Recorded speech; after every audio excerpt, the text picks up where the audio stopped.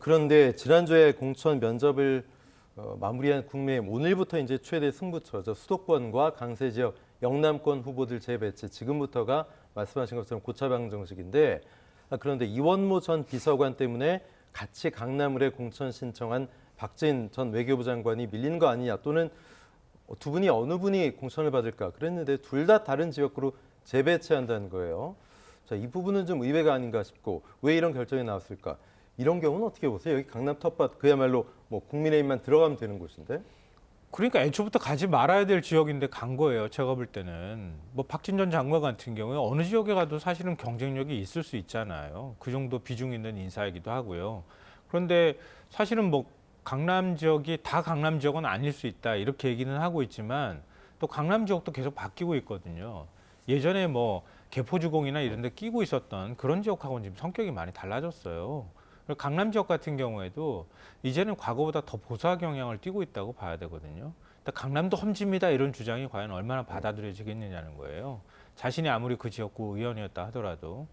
그리고 이원모 전 비서관도 그 제일 편한 길로 가겠다고 덤벼든 거나 마찬가지처럼 보인다는 거예요.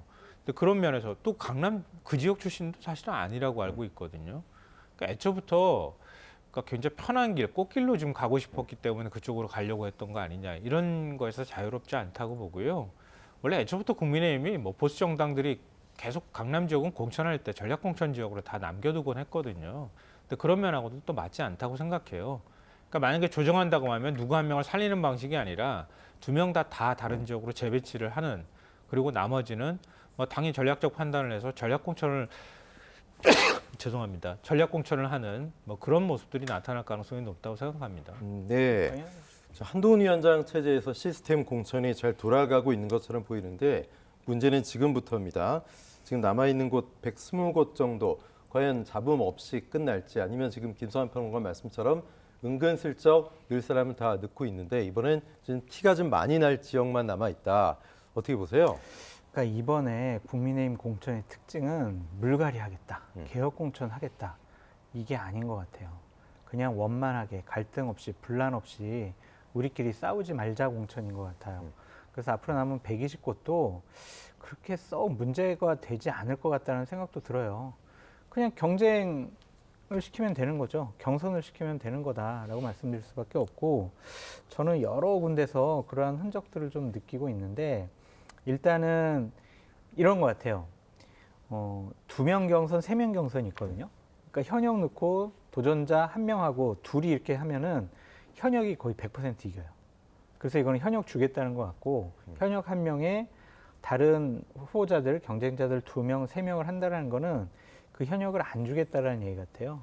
왜냐하면은 국민의힘 이번에 공천에 있어서 결선 여론조사가 있거든요. 그러니까 50%가 안 넘으면은 이거는 다시 한번 뭐 3명이 붙었더라도 네. 그냥 상위 2명하고 여론조사를 딱 따로 붙여요. 그러면은 역전할 수 있는 가능성이 있기 때문에 이번에도 그냥 경선을 치루어서 여러 가지 후보를 결정한다면 탈당도 못 하잖아요. 그래서 대부분 지역 다 경선으로 갈 가능성이 높아 보인다.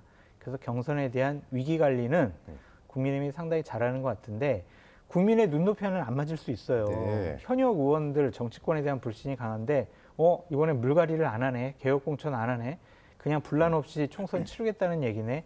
그거에 대한 국민의 판단이 어떨 것인지 그거는 나중에 4월 11일 날 확인해 봐야 될 것 같습니다. 원래 네. 그렇잖아요. 포장지를 이쁘게 하면 더 이뻐 보이는 것도 사실이잖아요. 그러니까 형식도 굉장히 중요한 건 맞아요. 그런 면에서 국민의힘이 무난하게 공천을 작업을 진행하는 것도 맞아 보이는데요.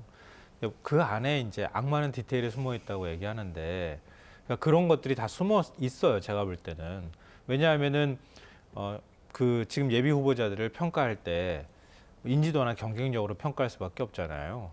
근데 보통의 경우에는 같은 후보들을 비교하면서 평가를 한단 말이에요.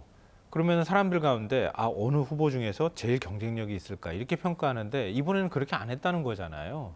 각각 따로 놓고 다른 당 후보하고 이렇게 붙여놨다는 거예요. 그걸 가지고 평가를 했다는 건데요. 그렇게 하면 국민의힘 지지자들은 당연히 늘 국민의힘 후보를 지지할 거 아니겠어요? 그러니까 뭔가 우열이 잘 안 가려지는 상황에서 그 데이터를 객관적인 데이터라고 하면서 거기서 평가를 하는 거예요. 그러면은 여론조사에서 현역 의원이 월등하게 높게 나오는 현상이 안 나온다 그러면 다른 정성평가를 가지고 평가를 하지 않겠어요? 근데 그러니까 나중에 가가지고 평가 결과가 나와 보면 그러면은 현역이 아닌 후보자들한테 네. 현격하게 불리한 평가가 나오기가 어렵다는 거예요. 그러니까 후보자들은 꼼짝마라가 될 수도 있는데 실제로 당은 할 수 있는 여지가 굉장히 넓어지는 네. 이런 현상. 그러니까 그런 디테일들을 우리가 사실은 좀 간과한 측면이 있지 않나 생각합니다.